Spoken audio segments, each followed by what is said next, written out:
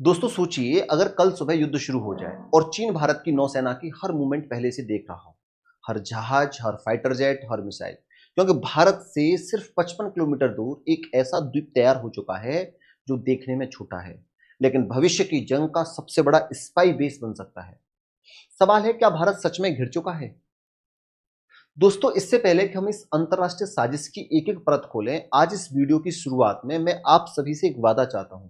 अगर आज आप अपने घर में अपने परिवार के साथ महफूज बैठकर यह वीडियो देख रहे हैं, तो यह उस वीर जवान की बदौलत है जो -40 डिग्री की बर्फ में सियाचिन पर खड़ा है, या समुद्र की तूफानी लहरों के बीच हमारी हिफाजत कर रहा है, बॉर्डर पर खड़े होकर दुश्मनों की गोली खा रहा है। इसलिए अभी के अभी कमेंट बॉक्स में आप लोग जाइए, आप जिस भी राज्य से हैं, जिस भी शहर से हैं, जिस भी अपने प्यारे गांव से हैं, अपने उस गांव का, अपने उस स्टेट का नाम लिखकर एक बार जय हिंद जरूर लिखिएगा। मैं इस स्टेट से अपनी इंडियन आर्मी को सल्यूट करता हूं। देखते हैं कौन कौन करता है साथियों। अब ध्यान से समझिए उस खतरे को जो हमारी चौखट तक पहुंच चुका है। अब मैं आपको थोड़ा सा वीडियो के माध्यम से समझाना चाहता हूं। इस मैप पर अभी लौट के आएंगे, मैप से एक एक चीज को बहुत अच्छे से क्लियर करने वाला हूं साथियों, एक एक चीज आपको। अब ये वाली वीडियो देखो, ये हमारा इंडिया है, ये आपका बे ऑफ बंगाल है, ठीक है जी। अब ये अंडमान निकोबार है, किसमें? समुद्र में। अब थोड़ा सा आगे बढ़ेंगे साथियों, तो यहां एक कोको आइलैंड पड़ता है म्यांमार की तरफ, और ये 55 किलोमीटर की डिस्टेंस पर है। अब होता क्या है, ये जो आइलैंड है पूरी तरीके से डेवलप किया जा रहा है। अब तक के इतिहास के पन्नों में यह आइलैंड गुमनाम था। यहां सिर्फ 1400 मीटर का एक कच्चा मिट्टी का रनवे हुआ करता था, लेकिन अचानक पिछले कुछ महीनों में आई सैटेलाइट तस्वीर ने भारतीय रक्षा विशेषज्ञों को होश उड़ा दिए। जिस रनवे पर कभी घास उगती थी, उसे रातों रात चौड़ा करके 2300 मीटर का पक्का कंक्रीट एयर स्ट्रिप बना दिया गया है। यह रनवे इतना बड़ा है कि यहां चीन की सबसे खतरनाक J-10 fighter jets, Y-8 military transport planes और अर्ली वार्निंग स्पाइस जेट्स आसानी से उतर सकते हैं। इतना ही नहीं, इस द्वीप के पहाड़ी पर एक विशाल ओवर द हॉरिजन रडार खड़ा कर दिया गया है। ये आप इस वीडियो में देखिए साथियों। अभी फिर मैं आपको एक एक चीज मैप के थ्रू समझाने की कोशिश करूंगा, उससे अच्छे से क्लियर होंगी। जो भी न्यूज निकल के आ रही थी उसके बिहार पर, जो भी आर्टिकल्स आ रहे हैं उसके बिहार पर मैं एक एक चीज बहुत डीपली आपको जाके बताऊंगा साथियों। जो रडार खड़ा किया गया है, यह रडार 500 से 600 किलोमीटर दूर तक, यानी भारत के पूरे एयर स्पेस, हमारे विशाखापत्तनम नेवल बेस और हिंद महासागर से गुजरने वाले हर एक भारतीय युद्धपोत पर 24 घंटे नजर रख सकता है साथियों। अब आप खुद सोचिए, जिस द्वीप की कुल आबादी 1000 भी नहीं है, जहां ना कोई टूरिस्ट आता है, ना कोई फैक्ट्री है, वहां अचानक अरबों रुपयों का मिलिट्री ढांचा क्यों खड़ा किया जा रहा है साथियों? ये जानना बहुत जरूरी है, ये समझना बहुत जरूरी है आपको। चाइना चाइना का जो एंगल है, ये म्यांमार में निकला हुआ है कोको आइलैंड, लेकिन इसका जवाब म्यांमार सरकार के पास नहीं है, इसका जवाब है ड्रैगन यानी चीन के पास। लेकिन सवाल यह है कि चीन को हमारी बंगाल की खाड़ी में इतनी दिलचस्पी क्यों है? अब इसको समझो, हमारी जो बंगाल की खाड़ी है मैप के थ्रू, अब आएगा असली मजा। ये आप देख सकते हो, ये अंडमान निकोबार का इस तरीके से है ये, ठीक है। ये सैडल पीक है साथियों, ये पोर्ट ब्लेयर यहां पड़ता है आपका। इस तरीके से आइलैंड होते हैं, ठीक है, जो समुद्रों के बीचों बीच इस तरीके से निकल आते हैं। जमीनी एरिया निकल आता है, उसमें घास पास उगने लगती है, फिर वहां बेस बनाए जाते हैं समुद्रों के बीचों बीच, रुकने के लिए कुछ तो कुछ चाहिए, तो इस तरीके से आइलैंड निकल के आ जाते हैं। इसको फिर ये आप देख रहे हो ना, समुद्र के बीचों बीच में इस तरीके से जमीनी एरिया निकल के आ जाता है नेचुरली। यहाँ पेड़ पौधे, छोटे छोटे घास इस तरीके से उगने लगती है। इस तरीके से फिर इसको क्या किया जाता है साथियों? डेवलप किया जाता है। अब आओ इस वाले मैप पर, इसको समझना बहुत जरूरी है साथियों आप लोगों के लिए। ये जो आपको मैप दिखाई दे रहा है, पूरा खेल यहां से स्टार्ट होगा।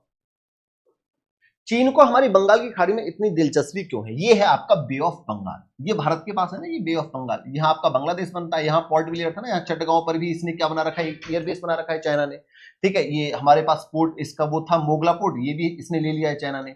म्यांमार में ये कोको आइलैंड है, यहाँ आपका अंडमान निकोबार है, समझना, ये कोको आइलैंड, यहाँ अंडमान निकोबार, और ये आपका पूरा सागर है। ये बे ऑफ बंगाल है, ये अरेबियन सी है। बहुत अच्छे से मैप को एक पॉइंट को अच्छे से समझना, क्योंकि अब जो चाइना हमें घिरने की कोशिश कर रहा है ना, वो किस तरीके से घिरने की कोशिश करता है। यहाँ एक हवन बटोटा है, यहाँ एयरबेस बना चुका है श्रीलंका में वो। अगर मैं बात करूं बांग्लादेश में, चटगांव में भी बना चुका है, म्यांमार में भी उसने अपना बेस बना रखा है, इधर पाकिस्तान में ग्वादर में भी बना रखा है। तो इस तरीके से वो एक स्ट्रिंग ऑफ पल्स के थ्रू हमें घेरने की कोशिश करता है। भारत ने इसकी बहुत अच्छे से प्लानिंग सेट कर रखी है, क्योंकि दोस्तों आपको पता होगा, ये है आपका Persian gulf, gulf of Oman. यहाँ ईरान बैठा हुआ है ना आपका, यहाँ यूएई और ओमान बैठे हुए हैं, तो यहाँ से जितना भी व्यापार हो रहा था, ईरान ने इस रास्ते को पूरी तरीके से चौक कर दिया था। तो यहाँ से रास्ता जैसे इसने चौक करा, पूरी दुनिया को पता लग गया कि भाई ईरान की ताकत क्या है। ऐसे ही एक रास्ता ये है साथियों, यहां से भी निकलता है रेड सी से, इस तरीके से गल्फ ऑफ एडन से निकलते हुए। अगर इसको ब्लॉक कर दिया तो भी पूरी दुनिया को पता लग जाएगा भाई साहब ये तो बड़ा ही खतरनाक रास्ते हैं। ऐसा ही सेम एक रास्ता साथियों, जब सारे जहाज व्यापार वाले निकलते हैं तो यहां होके निकलते हैं, स्ट्रेट ऑफ मलक्का होते हैं। अब ये चीज भी समझना, ये अंडमान भी समझना, और यहाँ कोको आइलैंड जो है वो भी समझना, और साउथ चाइना सी का भी एंगल समझाएंगे। अब चाइना जो है भारत से डर क्यों रहा है यह समझना बहुत जरूरी है। इसका जवाब छुपा है समुद्र के उस सकरे रास्ते में जिसे मलक्का स्ट्रेट कहते हैं, स्ट्रेट ऑफ मलक्का।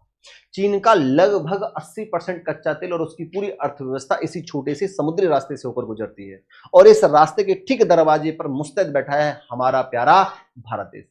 क्योंकि ये है स्टेट ऑफ मलक्का, और 80% जो व्यापार होता है साउथ चाइना सी होते हुए इस तरीके से जो ये कर रहा है चाइना, ये 80% व्यापार यहां से कर रहा है। और यहां है अंडमान निकोबार, तो यहां अंडमान निकोबार अगर हमारे बेसिस यहां बने हुए हैं, हम इसको बहुत अच्छी तरीके से डेवलप कर रहे हैं, तो सबसे बड़ा डर चाइना को यहां है कि कभी भी युद्ध के दौरान अगर भारत ने ये रास्ता ब्लॉक कर दिया तो मैं व्यापार कहां से करूंगा। ये है इसकी सबसे बड़ी प्रॉब्लम।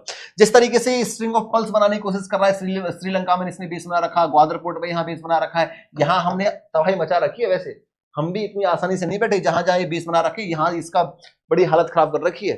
बलूचिस्तान अलग हो रहा है, यहां बना रखा है, बंगाल में बना रखा है, यहां बना रखा है, तो भारत भी क्या कर रहा है, ईरान में हमारा ऑलरेडी बना हुआ है इसको घिरने के लिए डायमंड ऑफ नेकलेस, ठीक है, चाबहार पोर्ट। ओमान में हमने बना रखा है डोकम करके, हमने सेल्सियस में बना रखा है एब्जेक्शन करके, हमने अपने बेस बना रखे हैं यहाँ। अगर इधर जाओगे तो इंडोनेशिया में हमने बेस बना रखा है, उधर जाओगे तो जापान में हमने बेस बना रखा है, ऊपर जाओगे तो मंगोलिया में हमने बेस बना रखा है। अरे हमने डायमंड ऑफ नेकलेस बना रखा है।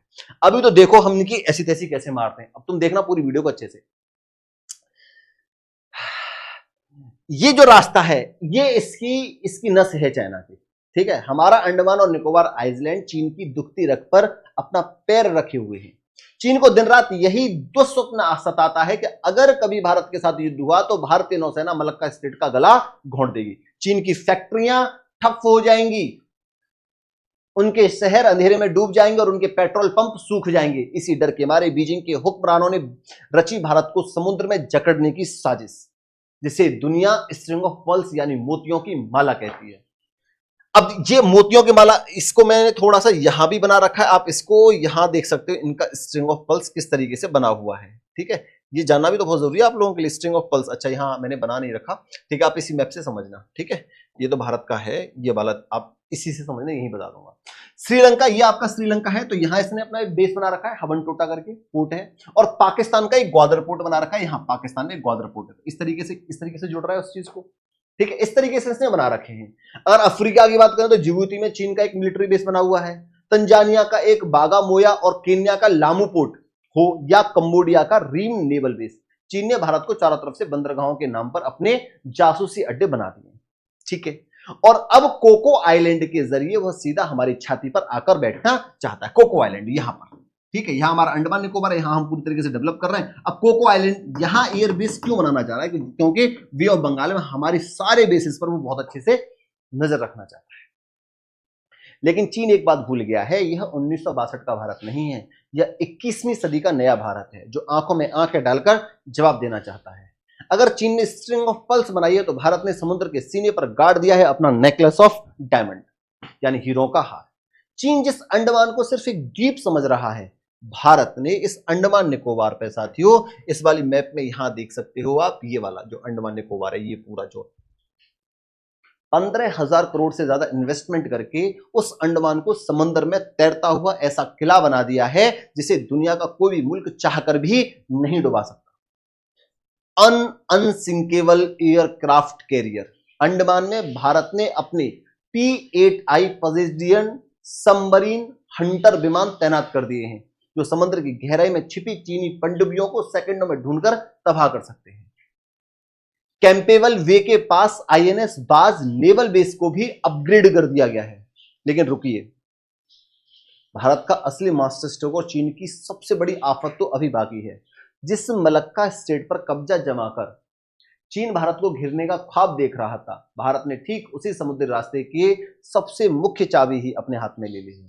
और भारत के इस घातक दाव का नाम है सबांग पोर्ट साथियों।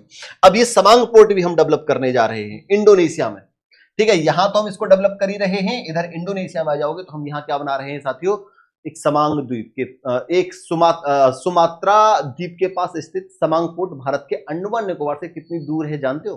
केवल 140 किलोमीटर। अगर मैं यहां से बात करूंगा तो यहां जो समांग पोर्ट बनाया जा रहा है वो मात्र 140 किलोमीटर है। 140 किलोमीटर समांग पोर्ट। सुमात्रा ये है, ये आपका इंडोनेशिया है, तो यहां से यहां तक इसकी जो डिस्टेंस है वो मात्र 140 किलोमीटर है। जी हाँ, केवल 140 किलोमीटर दूर, ठीक उसी महाने पर जहां से पूरी दुनिया का 50% व्यापार और चीन का 80% कच्चा तेल गुजरता है। सबसे इंपोर्टेंट बात पता लग गई आपको? हमने यहां से भी घेरेंगे, हम यहां से भी घेरेंगे। चाइना तू कितनी भी स्ट्रिंग ऑफ पर्ल्स बना, ठीक है, तेरी नस यहां है, क्योंकि तू पाकिस्तान में होके जो सीपैक निकाल रहा था वो तो गया, क्योंकि बलूचिस्तान अलग देश बन गया। बलूचिस्तान तुम्हें यहां काम नहीं करने दे रहा है, तुम्हारी नस नहीं से तोड़ दी, तुम्हारे वर्कर्स चीनी इंजीनियर्स को मार मार के उन्होंने भगा दिया है। ऊपर यहां कौन बैठे हुए हैं भैया?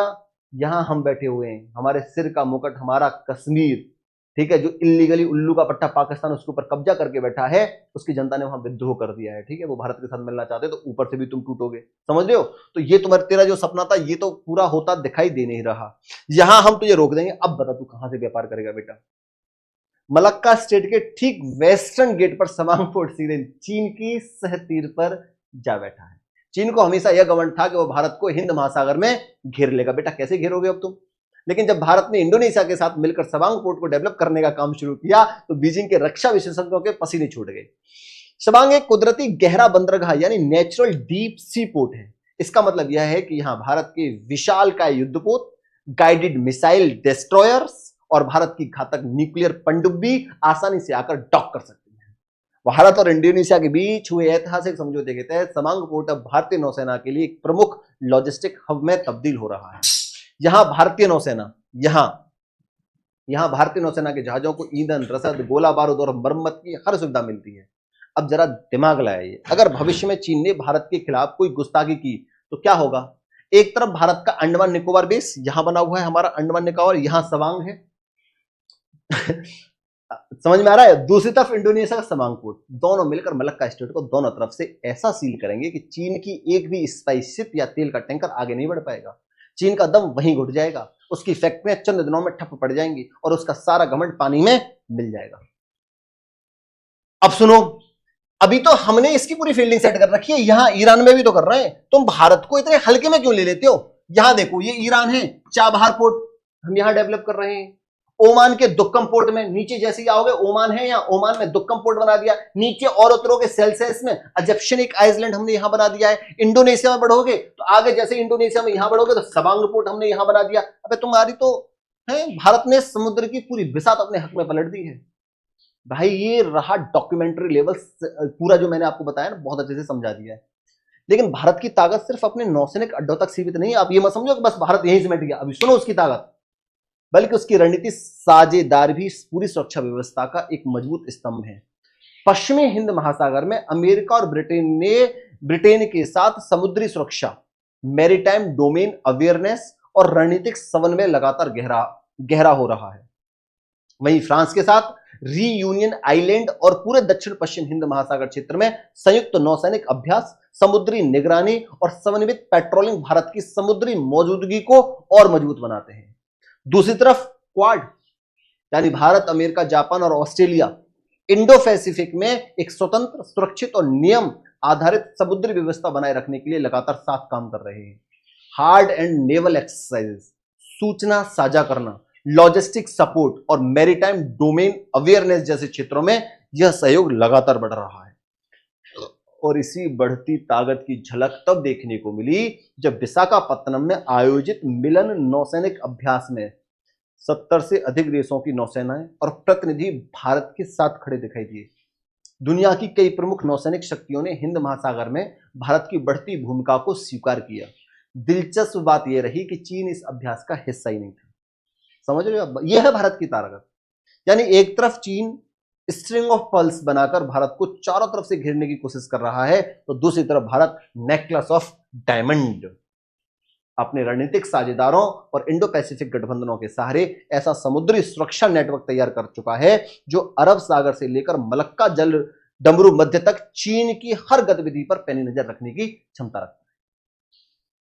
यही वजह है कि आज हिंद महासागर में शक्ति संतुलन तेजी से बदल रहा है और इस बदलती तस्वीर के केंद्र में खड़ा है भारत। दोस्तों इतिहास गवाह है, भारत भारत आपका प्यारा भारत, ये समुद्री रास्ते जो मैंने अभी आपको बताया, अभी तो हमारी ऑस्ट्रेलिया के साथ यूरेनियम डील हो चुकी है साथियों, ठीक है। जो ऑस्ट्रेलिया, जब हमने परमाणु वो करा था अपना परीक्षण, तो इसने मना करा था, अब इसको कोई भी यूरेनियम नहीं देगा, जो एनपीटी सदस्य नहीं होगा। लेकिन ऑस्ट्रेलिया के साथ भी हमारा समझौता हो चुका है, ठीक है। तो बेटा अब ऑस्ट्रेलिया भी भारत के साथ आ चुका है, ठीक है। क्योंकि साउथ चाइना सी में जिस तरीके से घुसने की कोशिश कर रहे हैं, विस्तारवादी नीति अपना रहे हैं, सारे देश इनसे नाराज हैं, चाहे वो कोई सा भी देश हो, आपका जापान हो, इंडोनेशिया हो, ऑस्ट्रेलिया हो, फिलीपींस हो, सब लोग, और सभी देशों पर हम अपनी ब्रह्मोस मिसाइल दे रहे हैं, अपनी ब्रह्मोस मिसाइल को तैनात कर रहे हैं। तो तुम्हारी तो हालत खराब है। ये है आपका स्टेट ऑफ मलक्का, जो मैंने आपको भी यहां दिखाया है साथियों। समझ में आ रही है पूरी बात? अच्छा, अब आगे और समझ लो। अगर थोड़ा सा मैं आपको और दिखाने, इस तरीके से ये पूरे पोर्ट डेवलप कर रहे हैं साथियों। भारत ने कभी किसी की जमीन नहीं छीनी, भारत ने कभी किसी पर पहला बार नहीं किया। लेकिन अगर हमारी सरहद, हमारी समुद्री सीमाओं की तरफ किसी ने मैली आंख उठाकर देखा, तो हमारी सेना उसका वो अंजाम करेगी जो इतिहास याद रखेगा। चीन के पास कागजी पैसा और मशीनें हो सकती हैं, लेकिन भारत के पास 140 करोड़ दिलों की धड़कन, वीर जवानों का जज्बा और भारत मां का आशीर्वाद है। अब फैसला आपका है, आपको क्या लगता है, क्या सबांग पोर्ट और अंडमान का यह कॉम्बिनेशन चीन का सारा घमंड चकनाचूर करने के लिए काफी है? अपनी बेबाक राय नीचे कमेंट बॉक्स में जरूर लिखिएगा। अगर इस वीडियो ने आपके सीने में देशभक्ति की आग जलाई है, आपको गर्व महसूस कराया है, तो इस वीडियो को हर एक हिंदुस्तानी तक शेयर जरूर करिएगा। चैनल को सब्सक्राइब कर लें। धन्यवाद साथियों।